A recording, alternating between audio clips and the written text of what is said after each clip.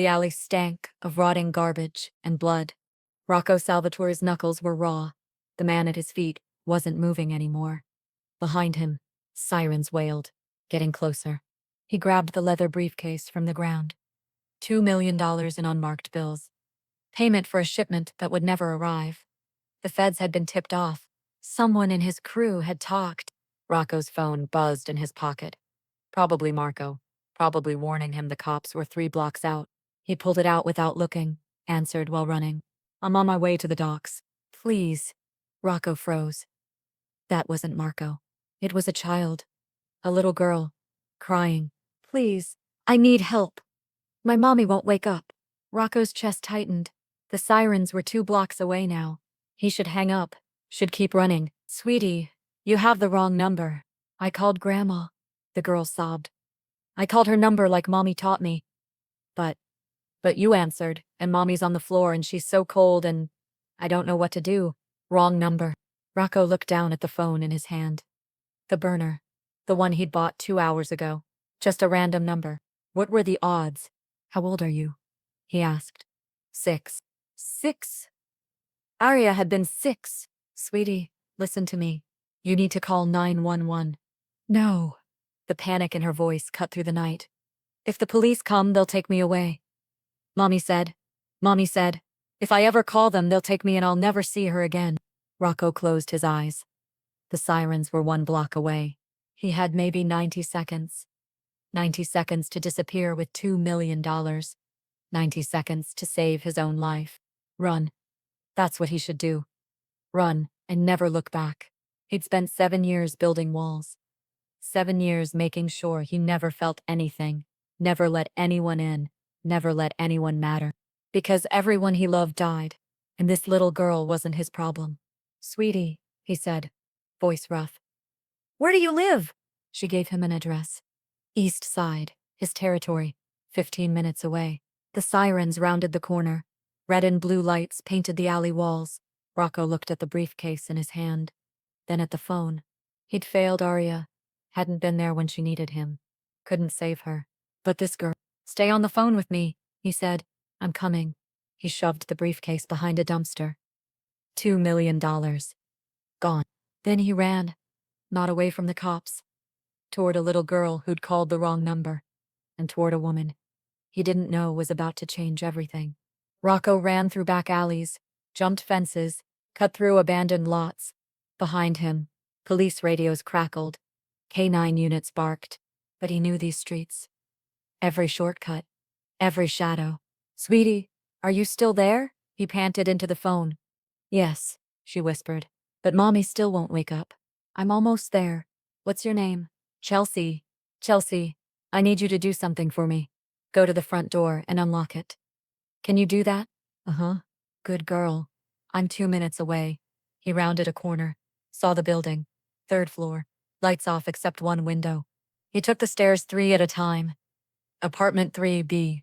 The door was unlocked, like she'd promised. Rocco pushed it open and saw her.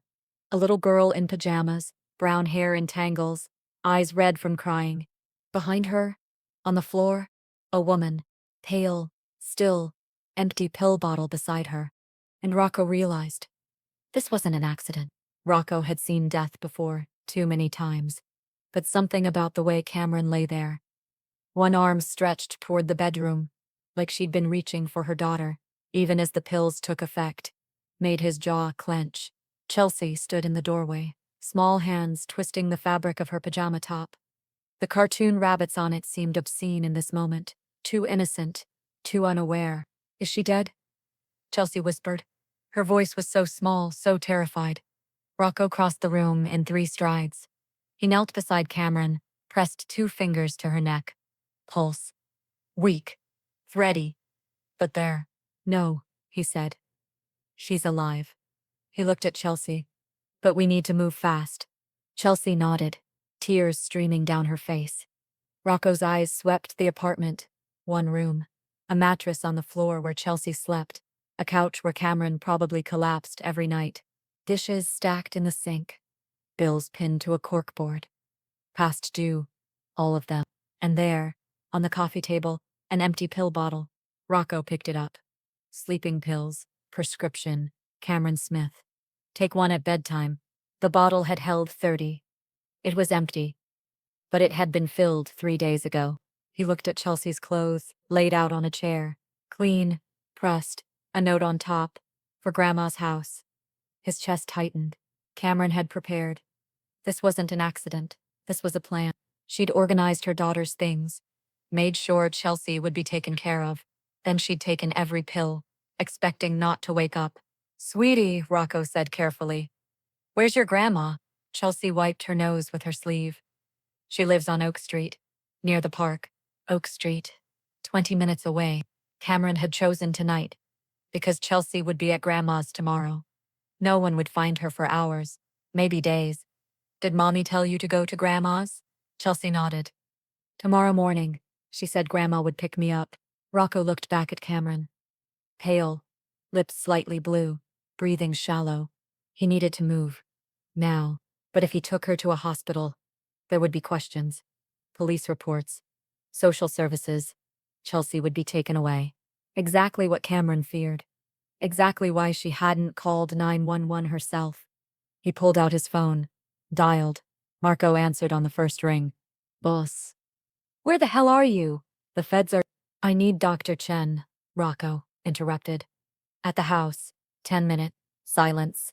Then Marco's voice, cautious, confused. "You hit. Not me. Someone else. Just get him there." "Boss." 10 minutes, Marco. Rocco hung up. He turned to Chelsea. "I'm going to take your mom somewhere safe. Somewhere with a doctor who can help her." Chelsea's eyes went wide. "But the police."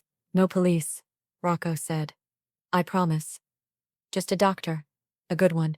He scooped Cameron into his arms. She was light. Too light. When was the last time she'd eaten a full meal?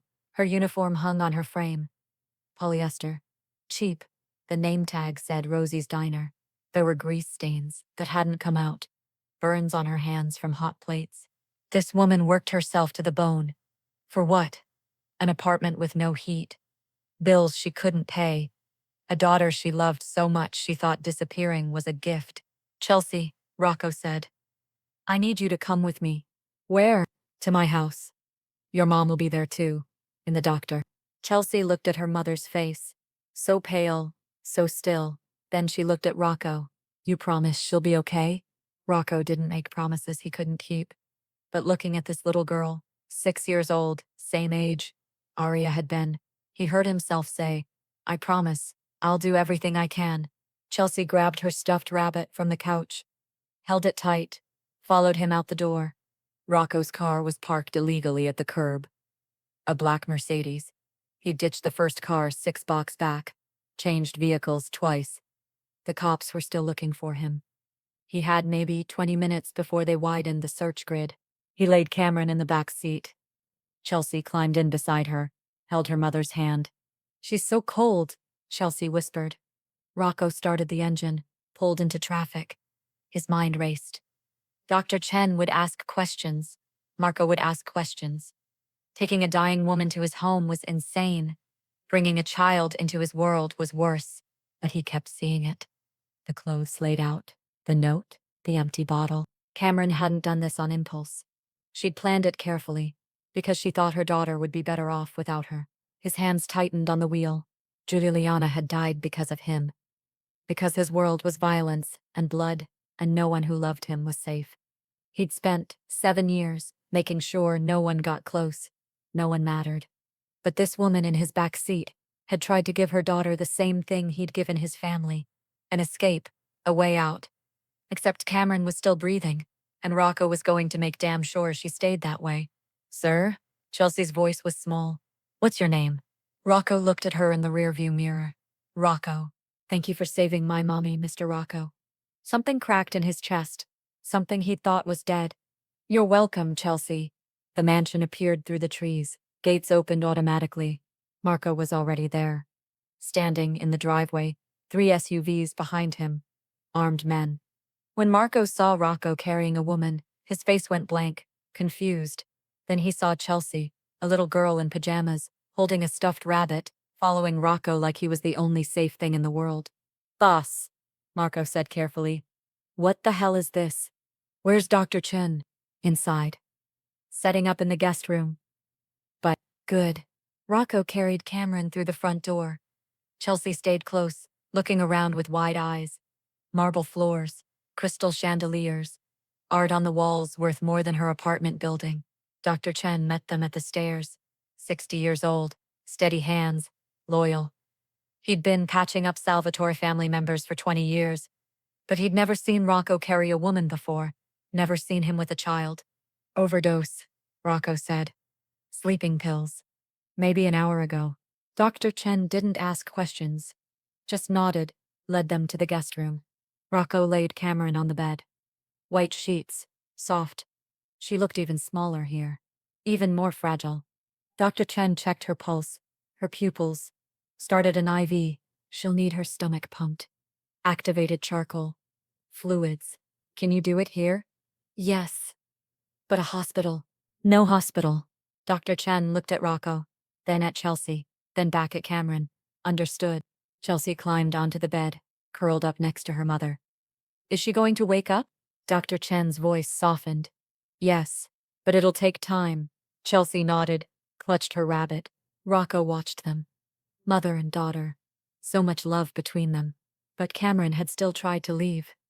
Still thought Chelsea would be better off. It made no sense. Until it did. Cameron didn't think she was enough. Thought her daughter deserved more. Better.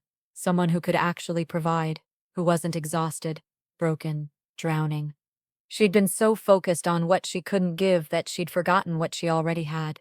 A daughter who loved her, who needed her. Not her money, not her perfection. Just her. Alive. Present. Rocco knew that feeling, the weight of not being enough. He'd failed Arya, failed Juliana, hadn't been there when they needed him. And now this stranger, this woman who'd accidentally called him in her daughter's moment of desperation, had shown him something he'd forgotten. Sometimes the greatest gift you can give someone isn't letting them go, it's choosing to stay. Cameron woke to softness. That was wrong. Her couch was lumpy, springs that dug into her back. A pillow that had lost its shape years ago. But this was soft. Expensive soft. Her eyes opened slowly. White ceiling, crown molding, a chandelier, crystal, catching light from floor to ceiling windows. This wasn't her apartment. Panic hit. She tried to sit up. Her body screamed in protest. Everything hurt. Her throat, raw, like she'd swallowed glass. Her stomach, cramping, empty. Her head, pounding, heavy, easy. The voice came from the corner. Deep, commanding. Cameron's head snapped toward it. A man sat in a leather chair, watching her. Dark hair, dark eyes, suit that probably cost more than her car. He was beautiful in a dangerous way. Sharp jaw, strong hands, a scar through his left eyebrow. This wasn't a businessman. This was something else. Who are you? Her voice came out as a croak. Rocco Salvatore. The name meant nothing to her. Where's Chelsea? Downstairs. Having breakfast with my housekeeper. Cameron tried to sit up again. Rocco stood, crossed the room in 2 strides. I said easy. His hand on her shoulder was firm, gentle. She should have been afraid. She was in a stranger's house, in a stranger's bed. But something about the way he looked at her, concerned, not predatory, made her pause. What happened? Rocco's jaw tightened. You don't remember. Fragments. Pills in her hand. Chelsea's clothes laid out. The note. Oh God. The note. Chelsea called me, Rocco said. Wrong number. She was scared. You wouldn't wake up. Cameron's chest tightened. She looked at her hands. IV in her left arm. Medical tape, bruises already forming. I was supposed to be gone before she woke up, she whispered. Rocco's expression didn't change, but something flickered in his eyes. Anger. No, not anger. Disappointment. You were, he said. Almost. Cameron looked away. Shame burned through her. Why am I here? Why not a hospital? Because hospitals ask questions. Questions lead to police. Police lead to Chelsea being taken away. He knew. Somehow he knew. You went through my things. I needed to understand what I was dealing with. Cameron wanted to be angry, wanted to feel violated. but mostly she felt tired. So tired. How long have I been here? 18 hours. Chelsea. Her baby. Alone with strangers. I need to see her. You will. After you eat something. After Dr. Chen checks your vitals. Who are you? Cameron asked again. Really? Rocco studied her for a long moment, like he was deciding how much truth to give. Someone who shouldn't have been available when your daughter called. Someone who had his own problems that night. But I answered. And here we are. Here we are. Cameron repeated. She looked around the room again. This wasn't just wealth. This was power. Old money. Or old something. Are you a criminal? Rocco's lips curved. Not quite a smile. Does it matter? Yes. Why? Because my daughter is in this house. And she's safer here than she was in that apartment. The words hit like a slap. True, devastatingly true. But still painful. You don't know anything about my life. I know you work 2 jobs. I know your ex-husband left you with nothing. I know you haven't eaten a full meal in weeks. I know you're drowning. And I know you thought the only way to save your daughter was to disappear. Cameron's eyes burned. She would not cry in front of this man. She would not. I was giving her a better life. You were giving her trauma. You don't understand. I lost my daughter, Rocco said quietly. The room went still. 7 years ago. She was 6. Same age as Chelsea. Cameron's breath caught. I'm sorry. Don't be. Just understand that I know what it's like to not be there when someone needs you. I know what it's like to fail the people you love most. And I know that Chelsea doesn't need a perfect mother. She needs her mother. Alive. Present. Fighting. Tears spilled over. Cameron couldn't stop them. Rocco handed her a tissue. Didn't say anything. Just waited. I don't know how to fight anymore. She whispered. Then learn. It's not that simple. It is. You decide to live. And then you do the work. Cameron laughed. It came out bitter, broken. You make it sound easy. It's not easy. It's necessary. A knock at the door. Come in, Rocco said. The door opened. Chelsea stood there. Hair in fresh braids. Clean clothes. Not hers, too nice to be hers. But they fit. Mommy. Chelsea ran to the bed. Climbed up carefully. Threw her arms around Cameron's neck. Cameron held her. Breathed her in. Shampoo. Not their cheap brand. Something floral. Expensive. I was so scared, Chelsea whispered. I know, baby. I'm sorry. Mr. Rocco saved you. And Maria made me pancakes. And there's a library. With so many books. And Chelsea kept talking, words tumbling out. Relief. Joy. Cameron looked at Rocco over her daughter's head. He watched them, expression unreadable. But there was something in his eyes. Longing, loss, pain he'd learned to hide, but couldn't quite eliminate. Thank you, Cameron mouthed. Rocco nodded once. Then he turned toward the door. I'll have Maria bring up food. You need to eat, both of you. Wait. He paused, hand on the doorframe. Why did you help us? Rocco looked back. Because someone called asking for help, and I was in a position to give it. That's not an answer.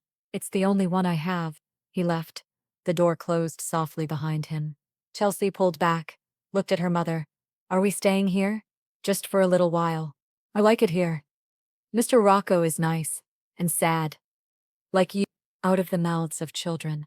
Yeah, baby. Like me. Cameron lay back against the pillows, held Chelsea close, and tried to figure out what happened next. Because one thing was clear. Rocco Salvatore wasn't just some good Samaritan. Men like him didn't live in houses like this by being kind. They lived here by being powerful, dangerous. And she'd just put herself and her daughter in his debt. The question was, what would that cost? 3 days passed.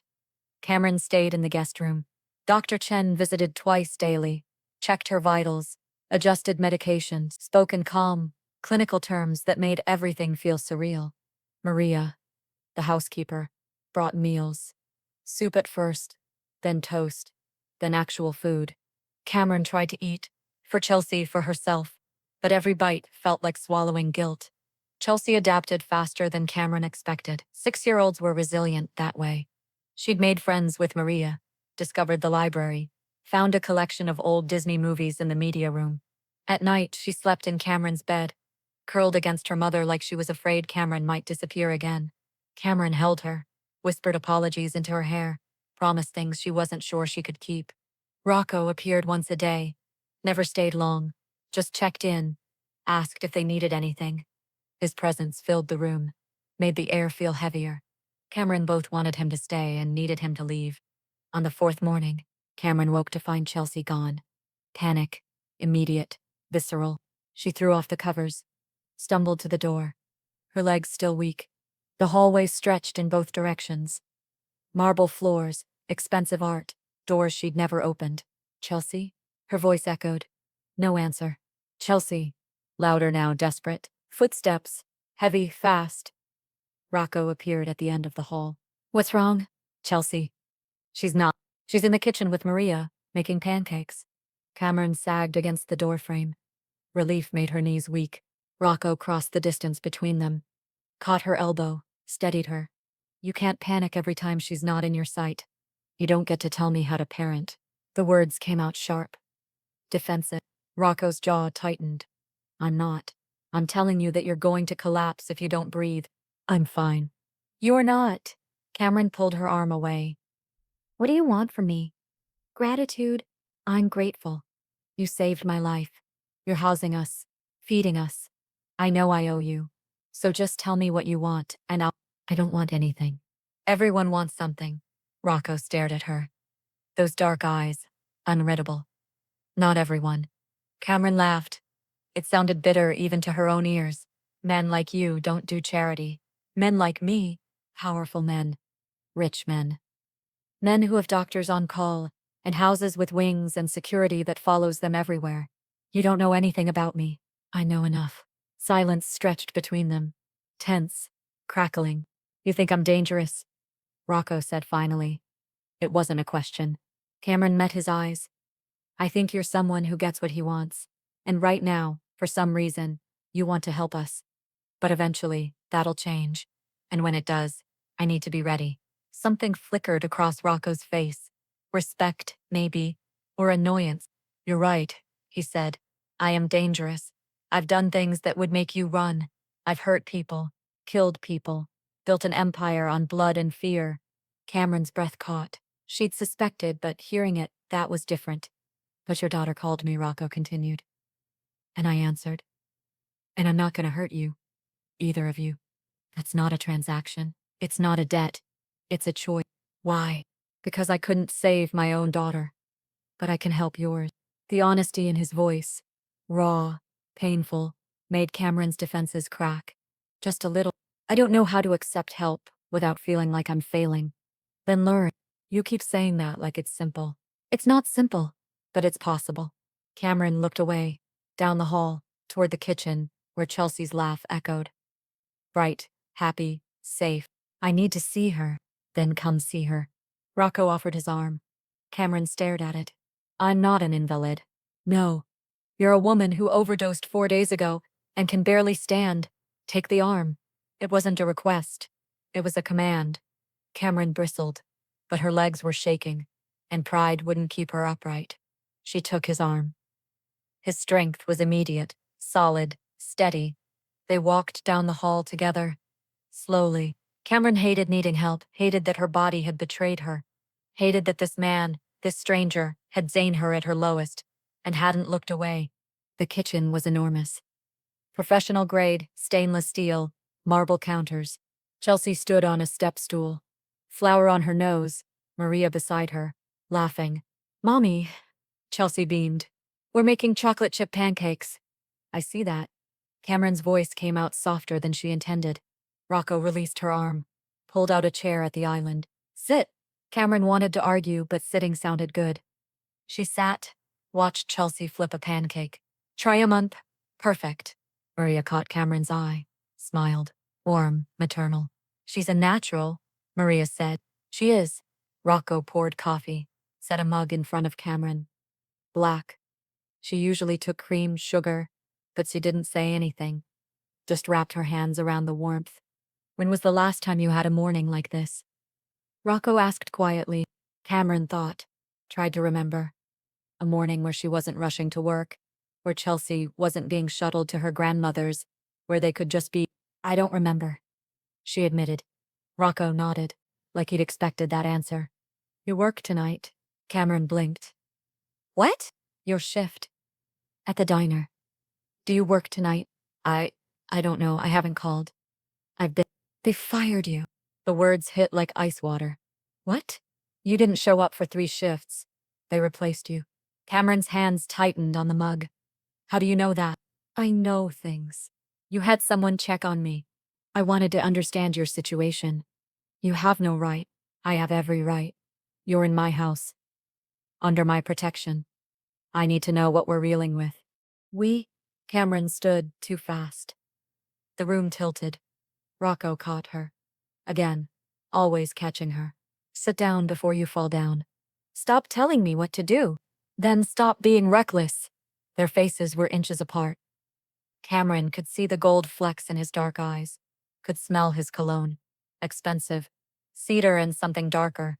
I lost my job, she said. My apartment's rent is due in a week.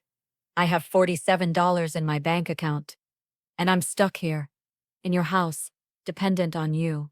So forgive me if I'm not thrilled about you making decisions about my life without asking. Rocco's expression softened. Barely. But she saw it. You're not stuck. You can leave any time.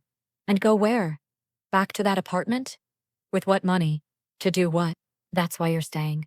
Until you figure it out. I don't take charity. It's not charity. Then what is it? Rocco was quiet for a long moment. It's me making sure Chelsea doesn't lose her mother. The fight drained out of Cameron. Because he was right. If she left now, went back to nothing, she'd spiral.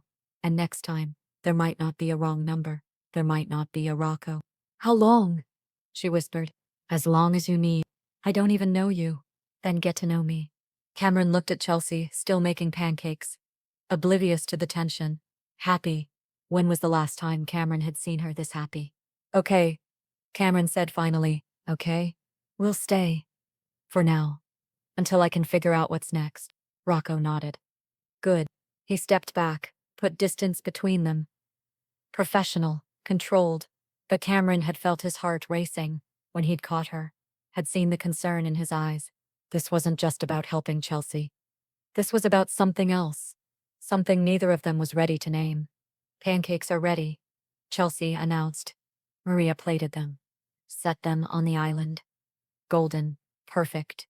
Chocolate chips melting. Cameron couldn't remember the last time she'd had a breakfast that wasn't cereal. Or nothing. She picked up a fork, took a bite. It was perfect. And that, more than anything, made her want to cry. The first week passed in a strange rhythm. Mornings with Chelsea, afternoons, while Chelsea napped or played with Maria, evenings when Rocco returned from wherever he went during the day. Cameron never asked. Wasn't sure she wanted to know. But she noticed things. The way Marco appeared at the door each morning, black SUV idling in the driveway. The way Rocco's jaw tightened when he checked his phone. The conversations that ended abruptly when she entered a room. Blood on his knuckles one night. He tried to hide it, but Cameron had watched him wash it away in the hallway bathroom, acting like it was normal. Maybe for him, it was. On the 5th day, Cameron was strong enough to explore. The mansion was massive. 3 floors, east wing, west wing. A library with floor-to-ceiling books. A gym that looked like it belonged in a commercial facility. A pool, indoor, heated. Chelsea had discovered it immediately. Begged to swim. Maria had found her a bathing suit. From where, Cameron didn't ask. Too many questions led to answers she wasn't ready for. Cameron found Rocco in his office. The door was open. He sat behind a massive desk. Dark wood, expensive. Paper spread in front of him. A laptop. 2 phones. He looked up when she knocked. You're up. I'm always up. You're up and walking without looking like you'll collapse. Fair point. Can I come in? Rocco gestured to the chair across from him. Cameron sat. The office smelled like him. Cedar, leather, something darker she couldn't name. I need to start looking for work, she said. Rocco set down his pen. You just overdosed a week ago. I'm aware. You're not ready. I'm not asking for permission. His eyes narrowed. What kind of work? Whatever I can get. Waitressing. Retail. Cleaning. You were working 2 jobs before. It wasn't enough then. It won't be enough now. Cameron's hands clenched in her lap. So what do you suggest? Stay here forever? Live off your charity? I suggest you take time to actually recover, to figure out what you want, not just what you need to survive. I don't have that luxury. You do now. The certainty in his voice, like he could just decide these things. You can't just fix my life because you feel guilty about your daughter. The words came out harsher than she intended. Rocco's expression went cold, dangerous. For a moment, Cameron saw it, the man people feared. Careful, he said quietly. Or what? Or you'll say something you can't take back. They stared at each other, tension crackling. Cameron broke first, looked away. I'm sorry. That was cruel. Rocco stood, walked to the window, hands in his pockets. You're right, he said. Part of this is about Arya, about the guilt I'll carry until I die. But it's not just that. Then what is it? He turned. Looked at her. Really looked at her. You remind me that people can survive things that should destroy them. You tried to die, and you're still here, still fighting for your daughter. Still standing in my office, demanding independence even though you can barely make it up the stairs without getting winded. Cameron's throat tightened.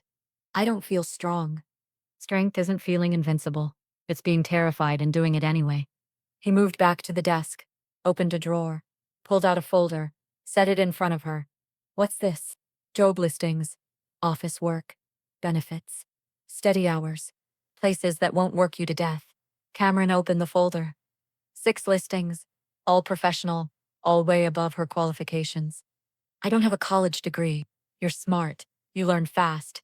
You'll figure it out. These require experience I don't have.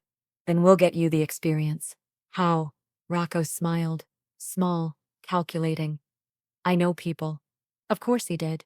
I can't take a job just because you pulled strings. Why not? Because it's not real. It's not earned. Cameron. His voice softened. You've earned more than most people ever will. You've survived an abusive marriage, raised a daughter alone, worked yourself to the bone. You don't need to prove anything. The kindness in his words, it hurt worse than criticism. I don't know how to accept help. I've noticed. A knock at the door. Marco entered without waiting.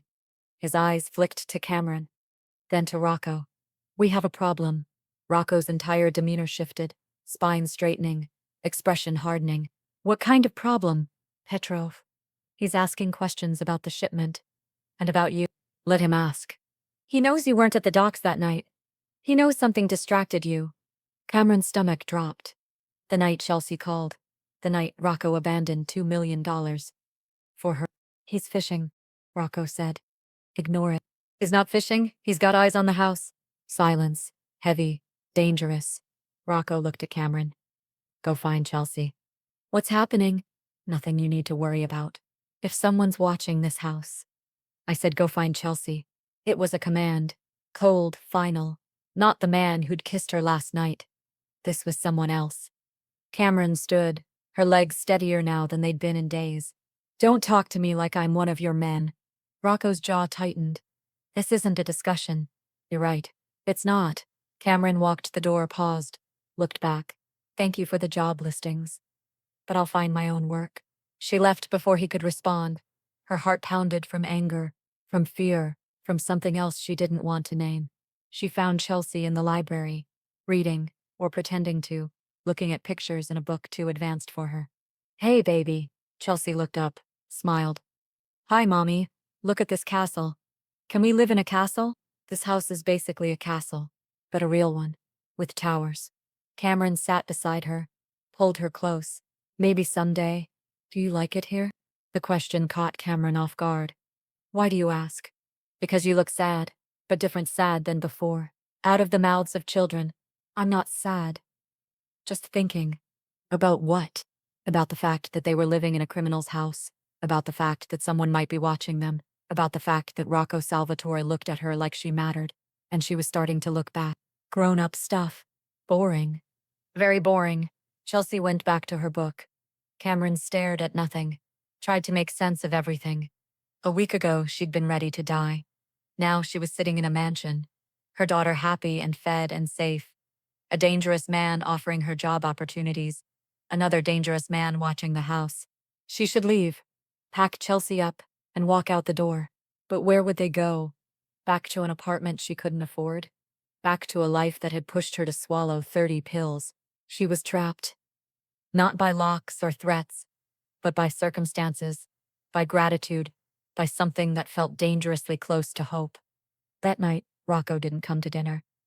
Marco did instead, polite, professional, telling Maria to make sure the doors were locked, the security system armed. Cameron put Chelsea to bed early, read her 3 stories, watched her fall asleep, clutching her rabbit. Then she went downstairs. The house was quiet, too quiet. She found Rocco in the gym, shirtless, hitting a punching bag, hard, methodical, violent. His back was covered in scars, old ones, new ones, a map of violence written on skin. Cameron should have left, should have given him privacy, but she stood there, watching. He knew she was there. She could tell by the way his shoulders tensed. But he didn't stop, didn't turn around, just kept hitting until his knuckles split, until blood smeared the bag. Then he stopped, breathing hard. You should be asleep. So should you. I don't sleep much. Why not? Rocco finally turned, looked at her. Sweat on his chest, blood on his hands. Because when I sleep, I see them. My wife, my daughter, the last moments before they died. Cameron's breath caught. I'm sorry. Don't be. It's what I deserve. No one deserves that. You don't know what I've done. Then tell me. Rocco grabbed a towel, wiped his face, his hands. The blood didn't stop. Why do you care? Because you saved my daughter. Because you're letting us stay here. Because she stopped, couldn't finish. Rocco crossed the distance between them, slowly, deliberately, stopped inches away. Because what? Cameron looked up, met his eyes. Because I think you're not as dangerous as you want people to believe. I'm more dangerous than you can imagine. Maybe, but you're also the man who carried my daughter's stuffed rabbit, who lets her make pancakes in your kitchen, who looks at her like she's precious. Something cracked in Rocco's expression. She reminds me of Arya. I know. That's why this is dangerous. For both of us. What is? But she knew. She knew before he said it. This. Whatever this is becoming. Cameron should have stepped back. Should have agreed. Should have put distance between them. Instead, she stayed. Maybe dangerous isn't always bad. Rocco's hand came up, touched her face. Gentle, reverent, like she might break. It is when people die. Then he walked away. Left her standing in the gym, heart pounding, skin burning where he'd touched her. And Cameron knew she was in trouble. The kind of trouble that couldn't be fixed with a job listing or a fresh start. The kind that ended with someone getting hurt. She just didn't know who yet. The second week brought routine, and with routine came familiarity, dangerous familiarity. Cameron woke to the smell of coffee, strong, Italian, Rocco's preference. She'd started drinking it back, like him, stopped asking for cream, small changes, imperceptible. Except they weren't. Chelsea had memorized the house, knew which stairs creaked, which rooms had the best light for reading, where Marco kept the good cookies. She called Rocco by his first name now, not Mr. Rocco, just Rocco. Like he was family. Helen visited on the 8th day. Cameron had called her finally. Explained some of it. Not all of it. How do you tell your mother you tried to kill yourself? That a stranger saved you? That you're living in his mansion? You don't. You edit. You lie. You protect. Helen arrived in a taxi. Cameron met her at the door. The hug was tight, desperate. Mija, Helen whispered. What happened? I got sick. A friend helped. What friend? Rocco appeared in the hallway. Suit, as always. Dark gray today.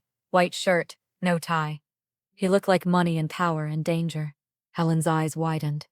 Mrs. Smith, Rocco said. I'm Rocco Salvatore. He extended his hand. Professional, courteous. Helen took it.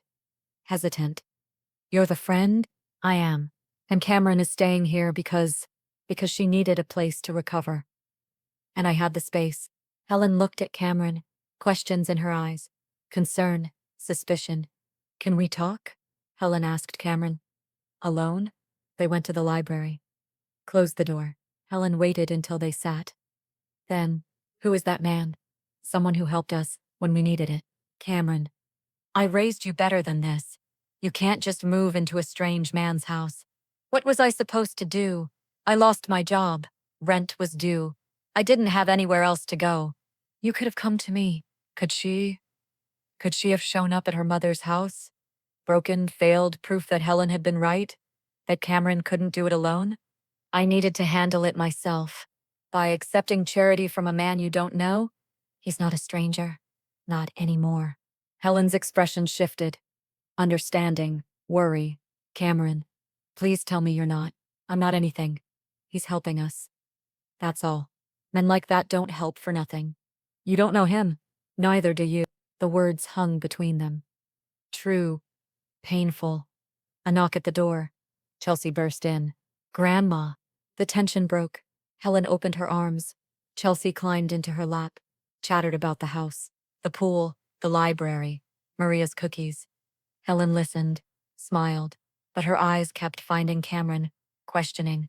When Helen left 2 hours later, she pulled Cameron aside. Be careful. I am. No, you're not. I see how you look at him. Cameron's stomach dropped. I don't. You do. And he looks back. And that terrifies me. Mom, I lost your father to a dangerous job. I won't lose you to a dangerous man. Helen left. The words stayed. That night, Cameron couldn't sleep. She went downstairs. 2 a.m. The house was dark, quiet, except light under Rocco's office door. She knocked, soft. Come in. Rocco sat at his desk, papers everywhere, laptop glowing. He looked tired. Can't sleep? He asked. Can you? Never. Cameron stepped inside, closed the door. My mother thinks I'm making a mistake. Staying here? Trusting you. Rocco leaned back in his chair. She's probably right. That's not reassuring. I'm not trying to reassure you. I'm trying to be honest. Cameron moved closer, sat in the chair across from him. What are you working on? Business. Legal business? Rocco's lips curved. Almost a smile. Does it matter? Yes. Why? Because Chelsea is in this house. Because if something happens, nothing will happen to her. Or to you. I promise. You can't promise that. I can. And I do. The certainty in his voice. Like he could control fate. What if your enemies come here? They won't. How do you know?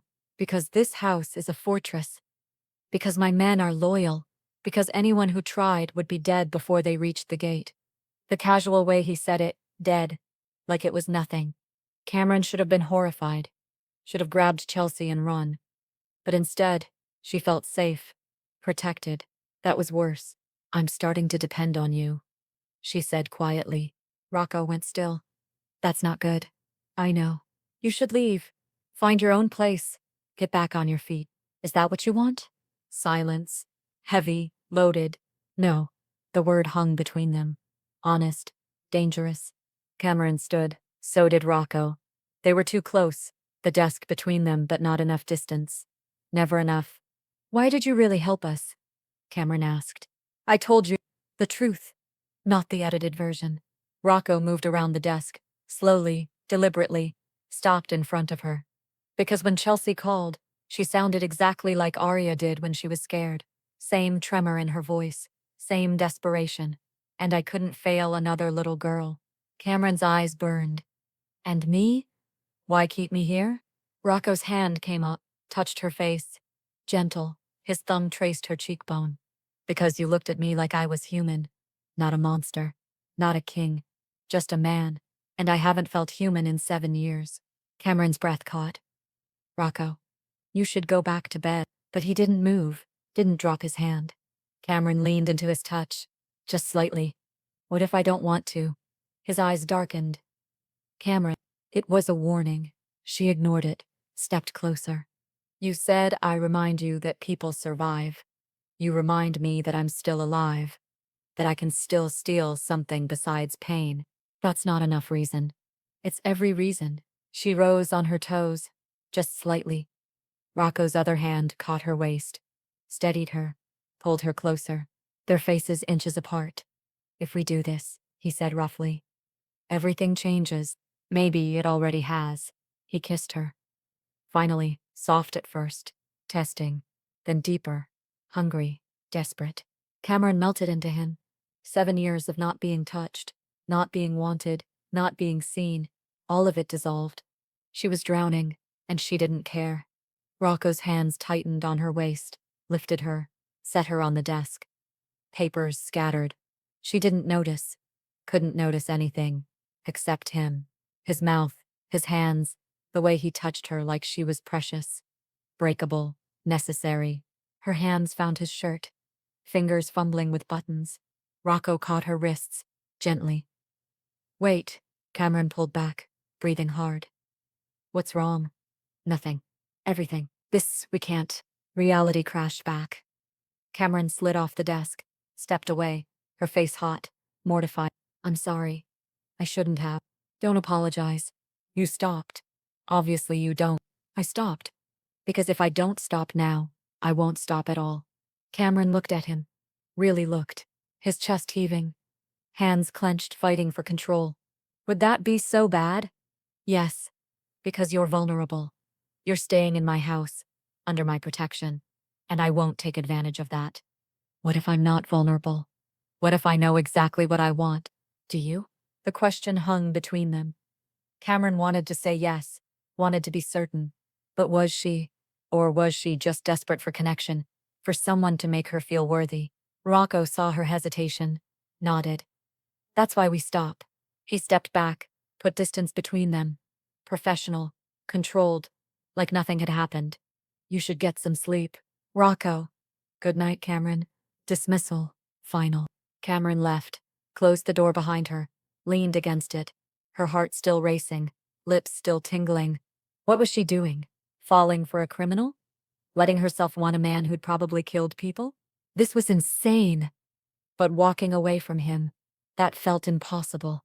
She went upstairs, checked on Chelsea, still sleeping, peaceful, unaware. Cameron climbed into bed, stared at the ceiling. Sleep didn't come, because all she could think about was his hands, his mouth, the way he'd looked at her like she was the only thing that mattered, and the way he'd stopped because he was protecting her, even from himself. That scared her more than anything, because men who were truly dangerous didn't stop. They took.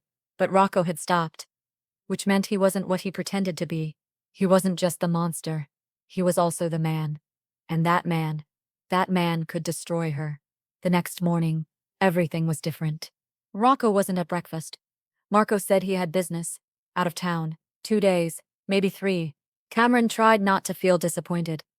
Failed. Chelsea noticed. Where did Rocco go? Work trip. Will he come back? Of course. But would he? Or had last night changed things so much that he needed distance? Cameron threw herself into routine, helped Maria clean even though Maria insisted she didn't need help, played with Chelsea a red, tried to not think about Rocco, failed at that too. On the second night, a noise woke her.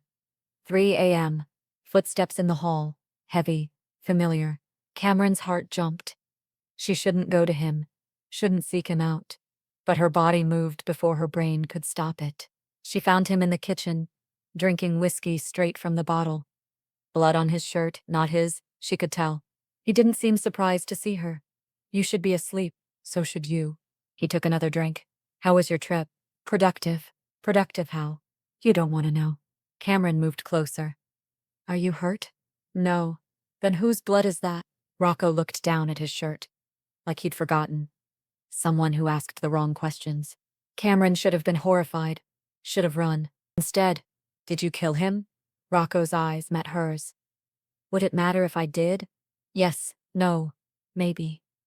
She didn't know anymore. I don't know. That's honest, at least. He set down the bottle. I missed you, he said quietly. 3 words that changed everything. I missed you too. That's a problem. I know. Rocco moved closer. We agreed. We didn't agree to anything. You made a decision for both of us. To protect you. I don't need protection from you. I need. She stopped. Couldn't say it. What? Rocco asked. What do you need? Cameron looked at him. This dangerous man. This broken man. This man who'd saved her daughter. Who'd given them safety. Who looked at her like she mattered. I need you to stop deciding what's good for me. I need you to trust that I'm strong enough to make my own choices. Rocco stared at her. Long, intense. Then, okay. Okay? Your choice. What do you choose? Cameron closed the distance between them, rose on her toes, kissed him. This time, He didn't stop. This time he kissed her back, hard, consuming, like he'd been starving. And maybe he had been. Maybe they both had. His hands tangled in her hair, hers found his chest. The blood on his shirt forgotten. The danger forgotten. Everything forgotten. Except this, them. Now. When they finally pulled apart, both breathing hard, Rocco rested his forehead against hers. This is a mistake. Probably. You're going to get hurt. Maybe. I can't promise you normal, or safe, or easy. I don't want normal. I tried normal. It nearly killed me. Rocco laughed. Low, rough. What do you want? Cameron met his eyes. I want to feel alive. I want someone who sees me. Really sees me. And I want to stop being afraid of everything. I'm the wrong man for that. Maybe? Or maybe you're exactly right. Rocco kissed her again, softer this time, reverent. Stay, he whispered against her lips. What? Don't look for another apartment. Don't leave. Stay here, with me. Cameron pulled back, looked at him, saw the vulnerability, the fear, the hope. Rocco, I know it's too soon. I know it's crazy. But I don't want you to go. I don't want to wake up and find you gone. I have to find my own way. My own life. I can't just then find it here. Work. Save money. Figure out what you want. But do it here. Where I know you're safe. It was too much. Too fast. Too everything.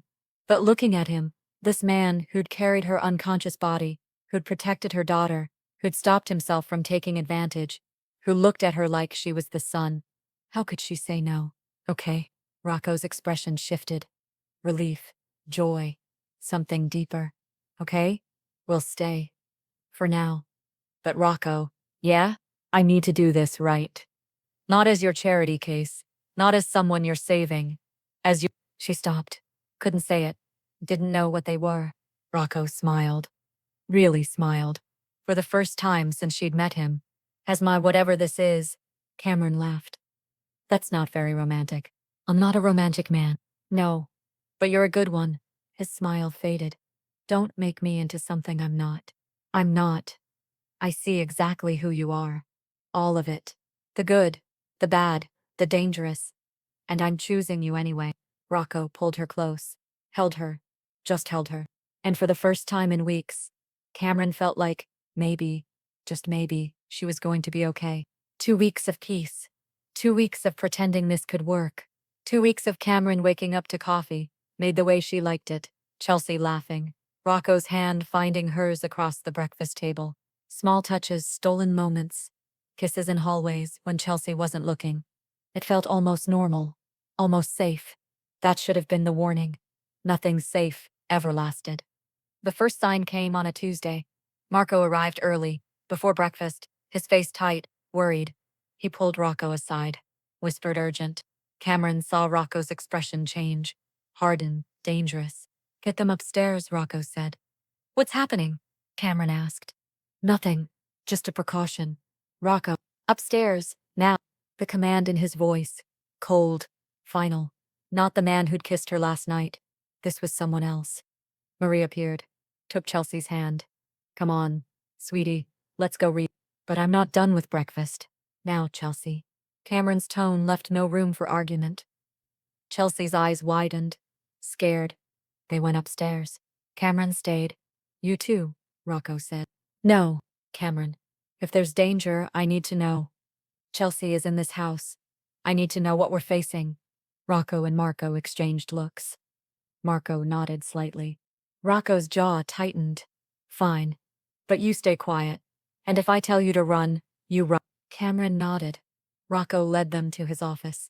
Closed the door, locked it, pulled up security feeds on his computer. 6 screens, different angles of the property. There, Marco said, pointing. A car, black sedan, parked across the street. 2 men inside, watching the house. How long? Rocco asked. Showed up 20 minutes ago. Petrov? Has to be. Cameron's stomach dropped. Who's Petrov? Someone I'm in business with. Sometimes. And now? Now he thinks I owe him something. Do you? Rocco didn't answer. His phone buzzed. Unknown number. He answered. Put it on speaker. Salvatore. A voice, heavy accent. Russian. You've been avoiding me.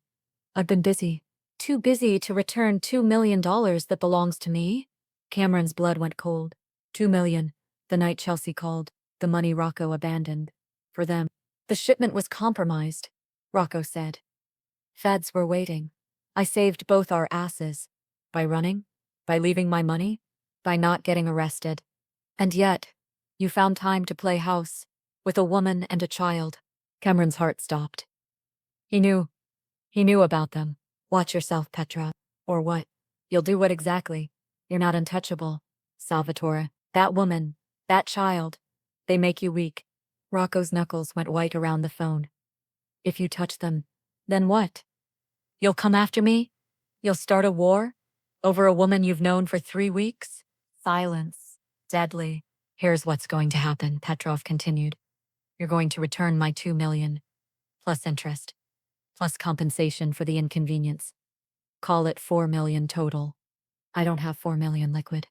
Then you'll find it. You have 3 days. And if I don't, then I take payment. Another way. A woman. Or a child. Your choice. The line went dead. Cameron couldn't breathe, couldn't move. This was real. This was happening. Because of her. Because Chelsea called. Because Rocco saved them. Get them out of here, Rocco said to Marco. Where? Safe house. Now. No. Cameron's voice came out strangled. No.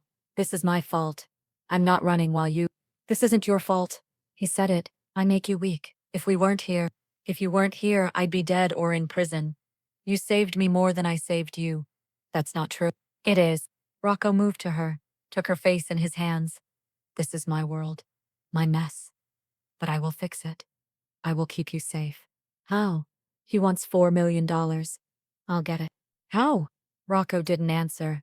And Cameron knew. Whatever he had to do, it would be illegal, dangerous, maybe deadly. I can't let you. You don't have a choice. Marco, get them packed. Rocco, please. He kissed her, hard, desperate. Final. I'll come for you when it's safe. Then he walked out. Marco looked at Cameron. We need to go. I need to talk to him. There's no time. Those men outside, they're just watching now. But if Petrov gives the order, they'll move. And I can't protect you and Chelsea if we're pinned in this house. Cameron's mind raced. 3 days, $4 million. Rocco would do something terrible to get it. And it was her fault, all her fault. She ran upstairs, found Chelsea in the library, Maria with her, both looking scared. Pack your things, baby. Why? Where are we going? On a trip. A fun trip. The lie tasted bitter. I don't want to go. I like it here. I know. But we have to. Is Rocco coming? Not yet. But he'll come get us? Cameron couldn't promise that. Couldn't promise anything. I hope so. They packed quickly. Just essentials. Clothes. Chelsea's rabbit, the stuffed animal Rocco had bought her. A tiger. She'd named it Rocco Jr. Made him laugh when she showed him. Cameron's chest ached. 15 minutes later, they were in an SUV. Marco driving, 2 more cars following. Armed men. Cameron held Chelsea close, watched the mansion disappear through the back window. Where are we going? Chelsea asked. Somewhere safe. When can we come back? I don't know. Chelsea was quiet for a long time. Then, is Rocco in trouble? Cameron's throat tightened. Yes. Because of us, out of the mouths of children. No, baby. Because of bad men. Can't he fight them? It's not that simple. He's strong. He can fight anyone. Being strong isn't always enough. The safe house was an hour outside the city. Small, isolated. Nothing like the mansion. Cameron hated it, on sight. But it was safe. That's what mattered. Marco stayed for an hour, set up security, showed Cameron the panic buttons, the escape routes, the weapons, guns, multiple, hidden around the house. Do you know how to shoot? He asked. No. Marco pulled out a handgun, showed her. Safety on, safety off. How to aim, how to squeeze, not pull. If someone comes through that door who isn't me or Rocco, you shoot. Don't hesitate. Don't warn them. Just shoot. Cameron took the gun, heavy, cold, deadly. Okay. Marco looked at her. Really looked. He's in love with you. You know that, right? Cameron's breath caught. He hasn't said. He doesn't have to. I've known him 20 years. I've never seen him like this. Not even with Juliana. That makes it worse. Why? Because if something happens to him, it won't. You can't promise that. No, but I know Rocco. He'll burn the world down before he lets anything happen to you. That's what I'm afraid of. Marco left. Cameron locked the door behind him, set the alarm, checked the windows, the locks, the panic buttons. Chelsea sat on the couch, silent, too silent. You okay, baby? Chelsea looked at her. Are we running away again? What? Like when Daddy left. We left our house, and now we're leaving Rocco's house. Cameron's heart shattered. She sat beside Chelsea, pulled her close. We're not running away, we're being safe. But we're leaving Rocco. Just for now. What if he doesn't come back? He will. You don't know that. Daddy said he'd come back. He didn't. Cameron couldn't argue, couldn't promise. Because Chelsea was right. People left. People died. People disappeared. And Rocco was walking into danger. For them, if he doesn't come back, Chelsea whispered. It's my fault. I called him. I made him help us. Chelsea. No. And now he's in trouble. And we're here. And he's there. And what if... She broke down, sobbing. Cameron held her, rocked her, whispered comfort she didn't believe. That night, Cameron couldn't sleep. She paced, checked her phone. No messages, no calls, nothing. At 2 a.m., her phone buzzed. Rocco. Finally. She answered immediately. Are you okay? For now. His voice sounded tired, strained. Did you get the money? I'm working on it. How? You don't want to know. Rocco, I need you to listen. If something happens, if I don't make it, don't say that. Listen. Marco has instructions. Money set aside for you and Chelsea. New identities. Transport. Everything you need to disappear. I don't want to disappear. I want you safe. I know. But I need to know you'll be okay. If... Stop. Just stop. Silence. Heavy. I love you, Rocco said quietly. Cameron's breath caught. 3 words that changed everything. You can't say that now. Not like this. Not like a goodbye. I'm saying it because I might not get another chance. Then don't do this. Walk away. Let Petrov have whatever he wants. I can't. If I show weakness, he'll never stop. He'll come after you. After Chelsea. The only way you're safe is if I end this. By doing what? Whatever it takes. Rocco? I have to go. Stay inside. Don't open the door for anyone but Marco. I'll come for you as soon as I can. Wait. The line went dead. Cameron stared at her phone, screen dark. Those 3 words echoing. I love you, said like a farewell. She wanted to scream, to throw something, to run back to the city, and drag him away from whatever he was planning. But she couldn't because Chelsea was here, and Chelsea needed her alive, needed her present, not reckless. The next 2 days were torture. No word from Rocco, no updates from Marco. Just silence and waiting, and fear. Chelsea asked about him, constantly. Cameron lied, said he was fine, said he'd be there soon, hated herself for it. On the 3rd day, the day Petrov's deadline expired, Cameron's phone rang. Unknown number. Her hands shook as she answered. Hello? Cameron Smith. Not Rocco. Not Marco. Someone else. Russian accent. Petrov. How did you get this number? I know everything about you. Your daughter. Your mother. Your pathetic little life. Cameron's blood went cold. What do you want? I want you to understand something. Salvatore thinks he can protect you. He thinks his love makes you safe. But love makes you a target. If you touch my daughter, I don't need to touch her. I just need you to know that I can. Anytime. Anywhere. For the rest of your life. What do you want? I want Salvatore broken. And you're going to help me. I'll never. You already have. He's desperate. Making mistakes. Taking risks he shouldn't take. All because of you. So thank you, Cameron. You've done exactly what I needed. The line went dead. Cameron dropped the phone, hands shaking, body cold. Rocco was in danger. Real danger. Because of her. Because he loved her. And she'd let him. She'd stayed. She'd chosen him. And now he was going to die. Unless... Cameron looked at Chelsea. sleeping on the couch. Peaceful. Safe. For now. But Petrov was right. They'd never be safe. Not while they were Rocco's weakness. Not while he'd sacrifice everything for them. There was only one solution. One way to save him. Cameron picked up her phone. Opened her messages. Typed. Sent. Then, she packed. Quietly. Carefully. Left a note for Marco. Took Chelsea, still sleeping, wrapped in blankets, and walked out the door. Into the night. Away from the safe house. Away from Rocco's protection. Away from everything. Because sometimes, the only way to save someone you love is to let them go. Rocco found the note at 4 a.m. Marco called him, voice tight, panicked. She's gone. 2 words that destroyed him. Rocco didn't remember the drive. One moment he was at the warehouse, blood on his hands, not his Petrov's men, 3 of them, dead. The next moment he was at the safe house. Empty. The note on the kitchen table, her handwriting, shaky, desperate. I'm sorry. This is the only way to keep you safe. Don't look for us. Rocco read it 3 times. Then he put his fist through the wall. Marco stood in the doorway, silent, watching his boss break. Find her, Rocco said, voice raw, broken. Boss, I don't care what it takes. Find her. She doesn't want to be found. I don't give a fuck what she wants. The words echoed in the empty house. Rocco sank into a chair, head in his hands. She thinks she's protecting me. She is. Rocco looked up. Marco's expression was careful, sympathetic. Petrov called her. That's why she ran. He told her she made you weak. She doesn't make me weak. She makes you human. To men like Petrov, that's the same thing.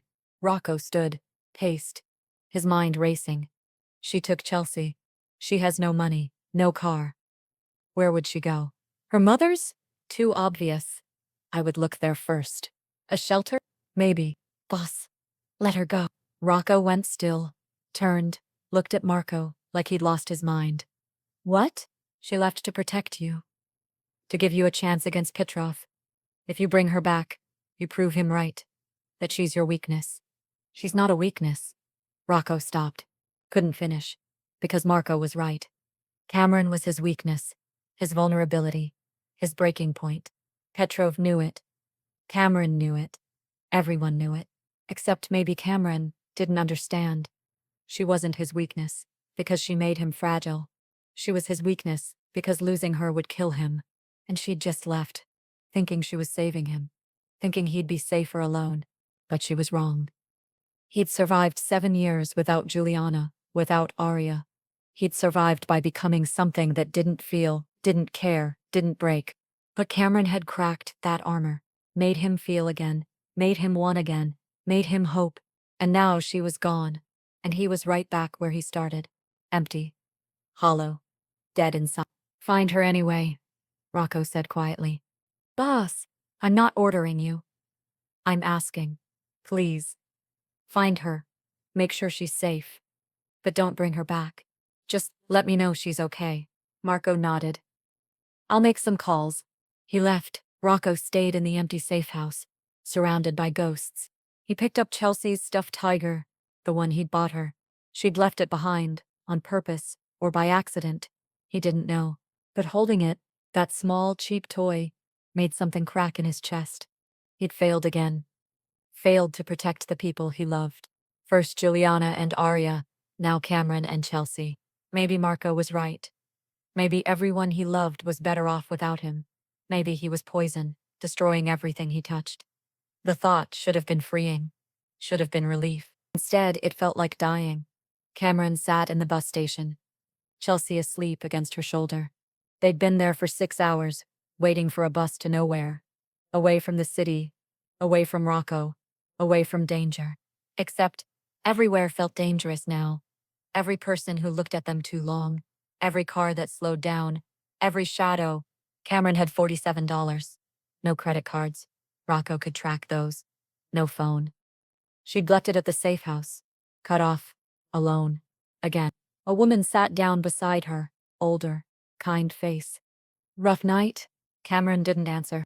I've been there, the woman continued. Running from something. Or someone. Thinking distance will fix it. It will. Will it?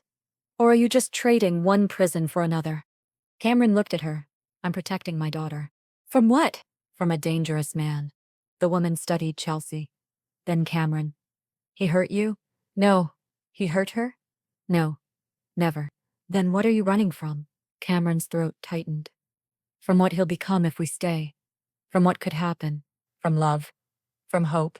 From the terrifying possibility that maybe, just maybe, she deserved something good. You're running from being happy, the woman said quietly. Cameron's eyes burned. Happiness doesn't exist for people like me. People like you? People who've already failed at everything. People who can't even keep a job. Who tried to. She stopped. Chelsea stirred, mumbled, settled back to sleep. People who tried to what? The woman asked, gently. Cameron looked away. Nothing. But the woman saw. The way she said it. I tried to die once too, the woman said. Cameron's head snapped up. 20 years ago. Pills. Just like you, I'm guessing. I thought my kids would be better off without me. Thought I was doing them a favor. What happened? My son found me. Called 911. Saved my life. And I hated him for it. For months. Because I'd made my choice. And he'd taken it away. How did you get past it? I realized something. My son didn't save me because I deserved it. He saved me because he loved me. And that love, that was worth living for. The woman stood. That man you're running from. Does he love you? Cameron's voice came out as a whisper. Yes. And do you love him? Yes. Then you're not protecting your daughter by running. You're teaching her that. When things get hard, you disappear. Just like you tried to teach her before. The words hit like a slap. True. Devastating. But he's in danger because of me. So fight with him. Not against him. The woman walked away. Left Cameron sitting there. Holding Chelsea. Holding the weight of her choices. She'd done it again. Made the decision for everyone. Decided she knew best. Decided her sacrifice was love. But it wasn't. It was fear. Fear of being worth fighting for. Fear of being enough. Fear of staying and watching it all fall apart. So she ran. Just like she'd tried to do with the pills. Same pattern. Different method. Chelsea woke up. Rubbed her eyes. Mommy, where are we? The bus station. Where's Rocco? Cameron's eyes filled. Back in the city. Why didn't he come with us? Because I didn't ask him to. Chelsea was quiet for a long moment. Then, I miss him. Me too, baby. Can we go back? Could they? Should they? Cameron looked at the departure board. Buses to everywhere. Freedom, safety, loneliness. Or she could go back. Face the danger. Face Rocco. Face herself. Yeah, Cameron said quietly. Yeah, we can go back. Really? Really? Chelsea smiled. First real smile in 3 days. He loves you, you know. He told me. Cameron's breath caught. He told you before we left, when you were packing. He said take care of your mom. I love her very much. Tears spilled over. Cameron pulled Chelsea close. I love him too. Then why did we leave? Out of the mouths of children. Because I was scared. Of what? Of being happy. Of losing it. Of not being enough. That's silly. Cameron laughed. Wet. Broken. Yeah, it is. She stood, took Chelsea's hand. Come on, let's go home. To Rocco? To Rocco. They walked out of the bus station into the morning light. Cameron had no phone, no money for a cab, no way to contact him. But she'd figure it out, because for the first time, she was choosing. Not sacrificing. Not disappearing. Not running. Choosing to stay. Choosing to fight. Choosing him. Choosing herself. And that was everything. Meanwhile, Rocco sat in his office. Petrov's deadline had passed. He delivered 3 million, every liquid asset he had. Petrov took it, smiled. And the other million? You'll have it in a week, will I? Or will you run again? Like you did that night? Rocco said nothing. You've gone soft, Salvatore. That woman ruined you. She saved me. By leaving? How poetic. Petrov stood. 1 week, or I come for what's mine. And next time, I won't ask nicely. He left. Rocco sat alone in his empty office, in his empty house, in his empty life. His phone buzzed. Marco. Found her. Bus station. Downtown. Rocco's heart stopped. And she bought a ticket, Leaves in an hour. Where to? Portland. Far final. Gone. Boss? Let her go. The words tasted like ash. You sure? She made her choice. I have to respect it. For what it's worth. I think you're making a mistake. Probably. Rocco hung up. Stared at nothing. Tried to figure out how to survive this. How to wake up every day knowing she was out there. Safe. Alive. Without him. His phone buzzed again. Marco. Again. Rocco almost didn't answer. What? She didn't get on the bus. Rocco went still. What? She left the station. With Chelsea. Heading east. On foot. East? Toward the city. Toward him. She was coming back. Rocco was out the door before Marco could say another word. Cameron's feet hurt. They'd been walking for 2 hours. Chelsea's hand in hers. Heavy, tired, but not complaining. How much further, Mommy? I don't know, baby. My legs hurt. I know. Mine too. A car pulled up beside them. Black Mercedes. Cameron's heart jumped. The window rolled down. Rocco. He looked terrible. Exhausted, haunted, like he hadn't slept in days. Probably hadn't. Neither had she. Get in, he said, voice rough. Cameron didn't move. Please, he added, softer. Cameron opened the back door, helped Chelsea in, then slid into the passenger seat. The car was silent, heavy. Rocco drove, didn't speak, didn't look at her, just drove. Chelsea fell asleep within minutes. Exhausted, safe. The silence stretched, unbearable. You are coming back? Rocco said finally. Not a question. A statement. Yes. Why? Cameron looked at him. Really looked. The tension in his jaw, the white knuckles on the steering wheel, the barely controlled emotion. Because I was wrong. About everything. About what? About thinking I could protect you by leaving. About thinking I was your weakness. About thinking sacrifice was the same as love. Rocco's jaw tightened. You're not my weakness, Petrov said. Petrov is wrong. You don't make me weak. You make me care. There's a difference. Is there? You almost died because of me. You paid him $3 million. I paid him because I chose to. Not because you forced me. You didn't make me love you, Cameron. I chose that too. The word hung between them. Love. Real. Undeniable. I don't know how to let people love me, Cameron whispered. I know. I don't know how to stay when things get hard. I know that too. I don't know how to believe I'm worth fighting for. Rocco pulled over. Sudden. The car jerked to a stop. He turned to her, eyes intense, blazing. Then learn, because I'm not letting you go. I'm not letting you run. I'm not letting you sacrifice yourself because you think it's noble. Rocco, I lost my wife, my daughter. I spent 7 years in hell, alone, numb, dead inside. And then you called. You, a woman I'd never met. A woman who was dying. And something in me woke up. His hand found her face. Gentle, reverent. You saved me, Cameron. Not the other way around. So if you think leaving protects me, you're wrong. Losing you would destroy me. Cameron's eyes filled. I'm so scared. Of what? Of this. Of you. Of being happy. Of losing it all. Then be scared. But be scared with me. Not alone. Cameron looked at him. This dangerous man, this broken man, this man who saw her, all of her, the depression, the suicide attempt, the fear, the weakness, and loved her anyway. I'm a mess, she whispered. So am I. I don't have my life together. Neither do I. I'm terrified I'll hurt Chelsea. Or you. Or myself again. Then we'll get you help. Therapy. Support. Whatever you need. I can't promise I won't spiral again.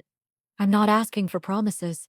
I'm asking you to stay, to try, to let me be there when it gets hard. Cameron's throat tightened. Why? Why would you want this? Want me? Rocco leaned closer, forehead against hers. Because when I look at you, I see someone fighting, someone surviving, someone who loves her daughter so much. She was willing to die to give her a better life. That's not weakness. That's strength. It was selfish. It was human. You broke. We all break. But you're here. You came back. That takes more courage than running. Cameron closed her eyes, let his words sink in, let herself feel them, believe them. I love you, she whispered. Rocco went still. Say it again. I love you. I'm terrified, but I love you. He kissed her, soft, deep, like he was breathing her in, like she was oxygen. When they pulled apart, both breathing hard, Cameron rested her head on his shoulder. What happens now? Now we go home. And Petrov? I'm handling it. How? You don't want to know. Yes, I do. No more secrets. If we're doing this, really doing this, I need to do what I'm part of. Rocco was quiet for a long moment. Then I'm getting out. Cameron pulled back, looked at him. What? The family, the violence, the blood. I'm done. You can't just walk away from.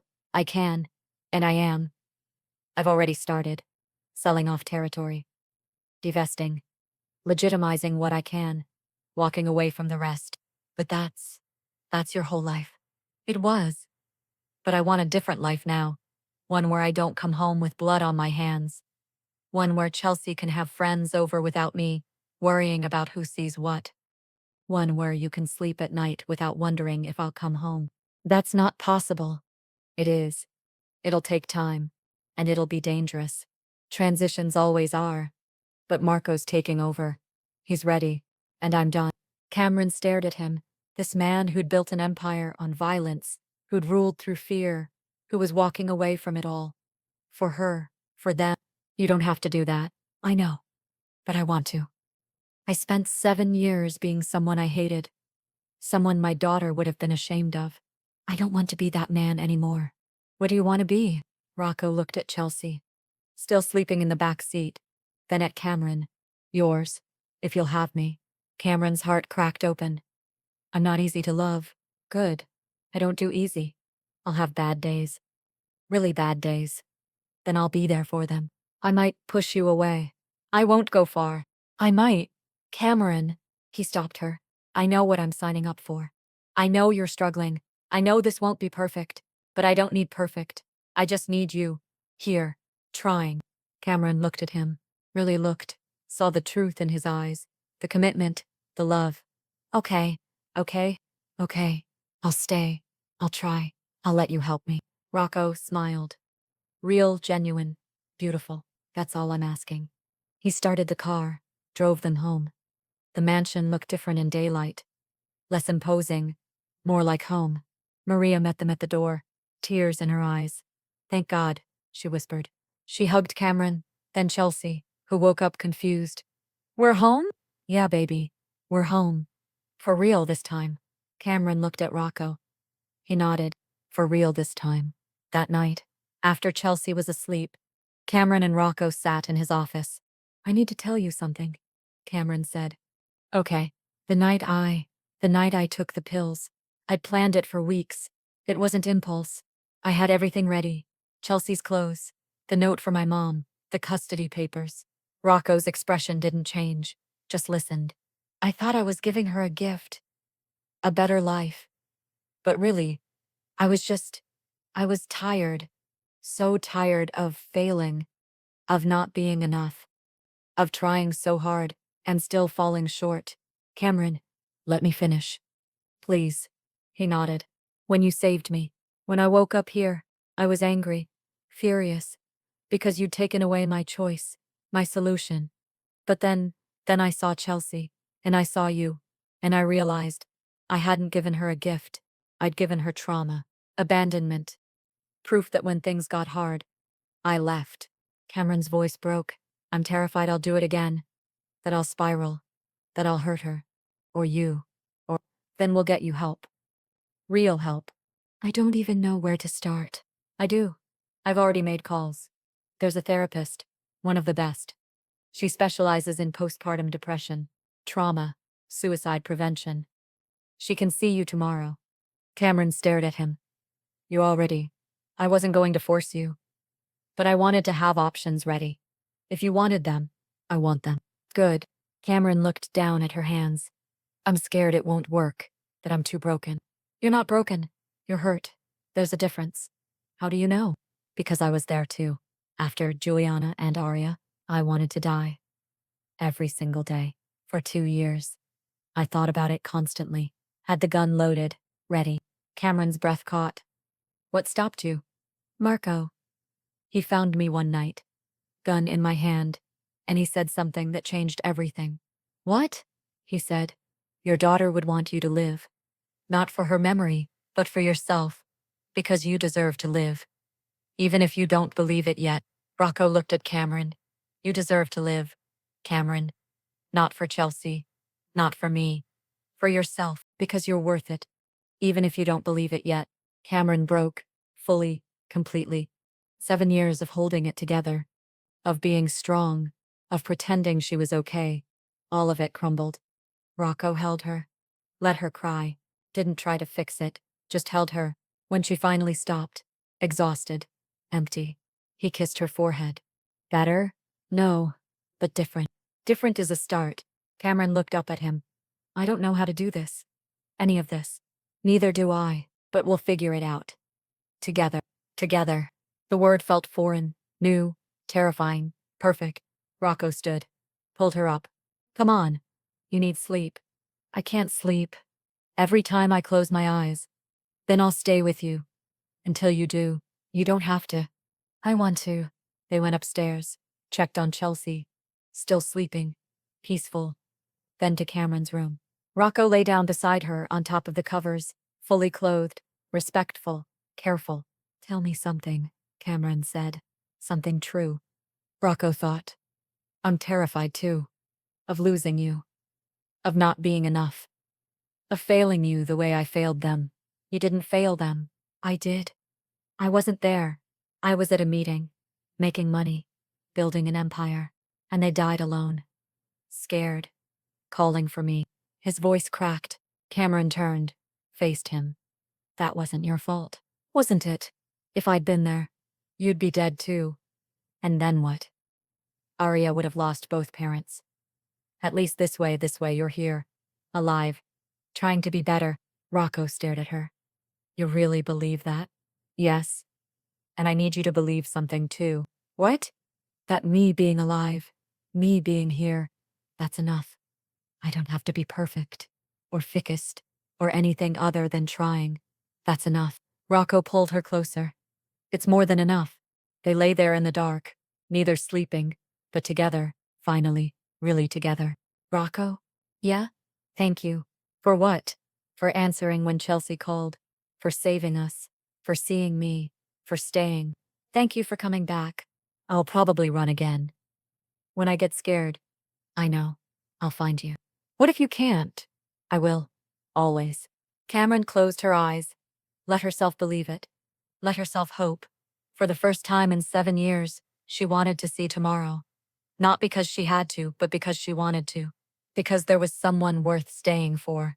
Someone who saw her darkness and didn't run. Someone who said I love you and meant it. Someone who was just as broken as she was. And somehow that made all the difference. Outside the window, dawn broke. Golden, new, full of possibility. And for the first time, Cameron thought, maybe, just maybe, she was going to be okay. 6 months later, Cameron woke to sunlight. Warm, gentle, not the harsh alarm of her old life. No panic, no immediate dread. Just morning. Rocco's arm was draped across her waist. Still asleep, peaceful. She studied his face. The scar through his eyebrow. The lines around his eyes. Softer now than 6 months ago. Less haunted. Still dangerous. But different. Healing. Like, she slipped out of bed, careful, quiet, padded downstairs. The house smelled like coffee. Maria was already up. Always was. Morning, Cameron said. Buenos dias. Coffee's fresh. You're a saint. Maria smiled. Warm. Maternal. Chelsea's still sleeping? Like a rock. Late night. She and Rocco were building that Lego castle until 10. Maria laughed. He spoils her. I know. I've stopped fighting it. Cameron poured coffee, black still. Some habit stayed. She sat at the island, opened her laptop, work email.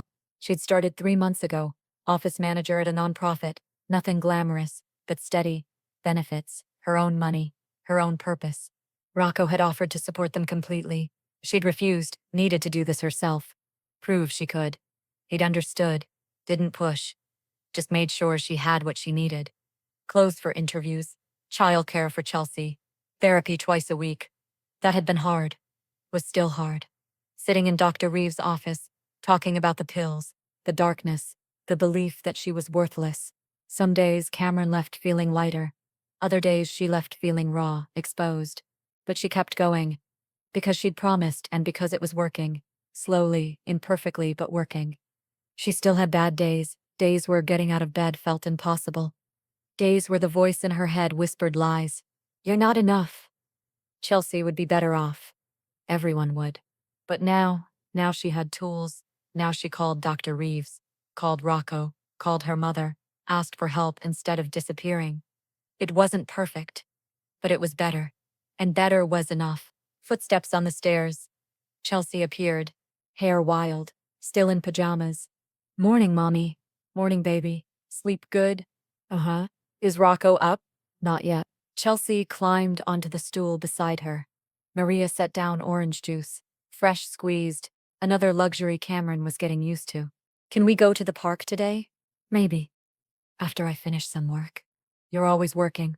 Cameron looked at her daughter, 7 now, growing, changing, thriving. Is that a complaint?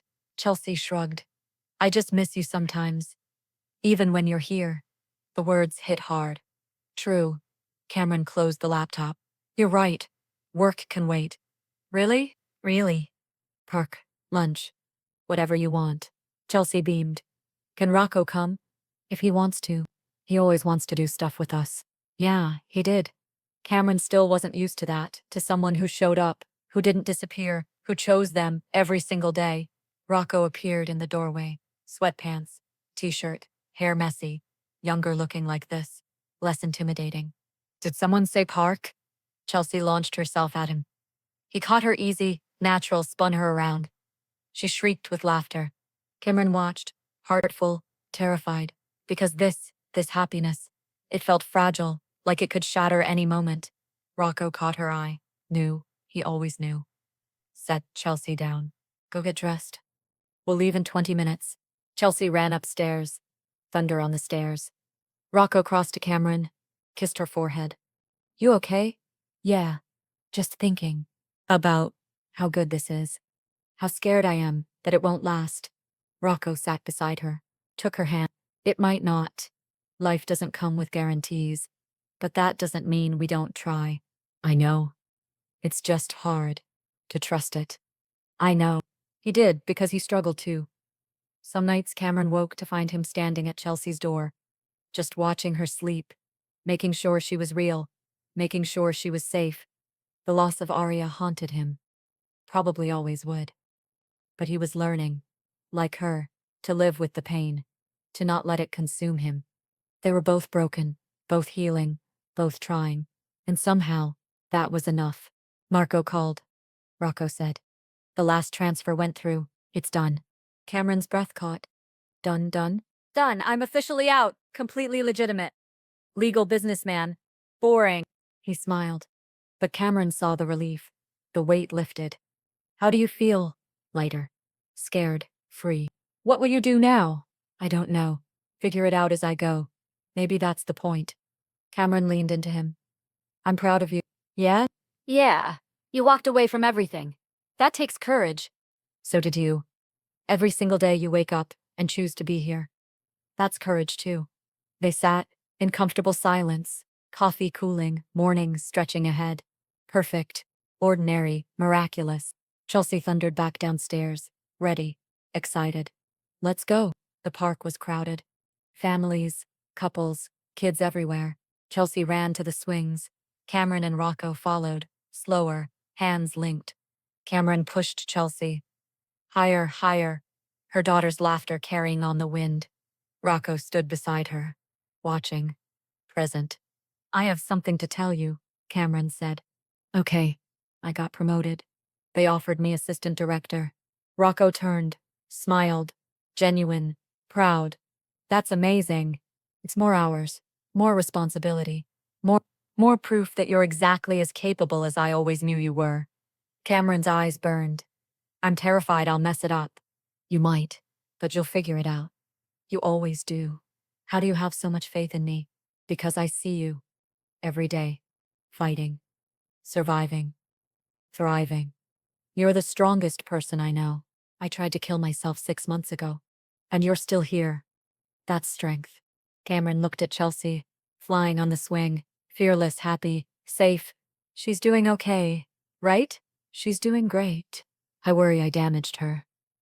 That night, the pills, she's in therapy too. She's processing. She's okay. And she knows you love her. I do. So much. I know. Rocco pulled Cameron close. We're okay. All of us. Not perfect. But okay. Cameron rested her head on his shoulder. I love you. I love you too, Chelsea called out. Rocco. Push me. Higher. He laughed, left Cameron's side, took over pushing, making Chelsea shriek with delight. Cameron watched them. Her daughter. This man. This life. It wasn't what she'd planned, wasn't what she'd imagined. But it was real, and it was hers. And for the first time, that was enough. Her phone buzzed. Text from Helen. Dinner this Sunday? I'm making pot roast. Cameron smiled. Typed back. We'll be there. All three of us. Because that's what they were now. A family. Imperfect, complicated, healing. But together. That night, after Chelsea was asleep, after the bedtime stories, after the kisses goodnight, Cameron and Rocco sat on the terrace, stars overhead, city lights below. Do you ever regret it? Cameron asked. Saving us that night? Rocco looked at her. Never. Not once. Even though it cost you everything? It didn't cost me everything. It gave me everything. You, Chelsea. A reason to be better. We almost destroyed you. No. You saved me. I was already destroyed. You put me back together. Cameron took his hand. I'm still scared. Every day. That I'll spiral again. That I'll hurt you. Or Chelsea. Or, then be scared. But don't run. Don't hide. Just tell me. And we'll face it together. Promise? Promise. Cameron looked out at the city. This place that had almost killed her. That had saved her. That had given her a second chance. She wasn't cured. Wasn't fixed. Still had bad days. Still had dark thoughts. But she was here. Alive. Fighting. Choosing. And that was everything. Thank you. She whispered. For what? For answering when Chelsea called. For not giving up on me. For loving me when I couldn't love myself. Rocco pulled her close. Thank you for coming back. For staying. For choosing me. They sat in silence, two broken people who'd found each other in the dark, who'd chosen to heal together, who'd built something beautiful from the wreckage. Inside, Chelsea slept, peaceful, safe, love. Tomorrow would bring challenges, struggles, hard moments. But they'd face them. Together. Because sometimes the greatest love stories aren't about perfection.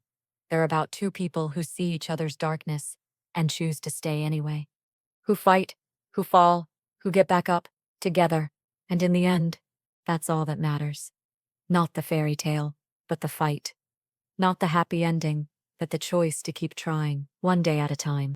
Cameron closed her eyes, felt Rocco's heartbeat, steady, strong, alive, and thought, maybe, just maybe, everything was going to be okay.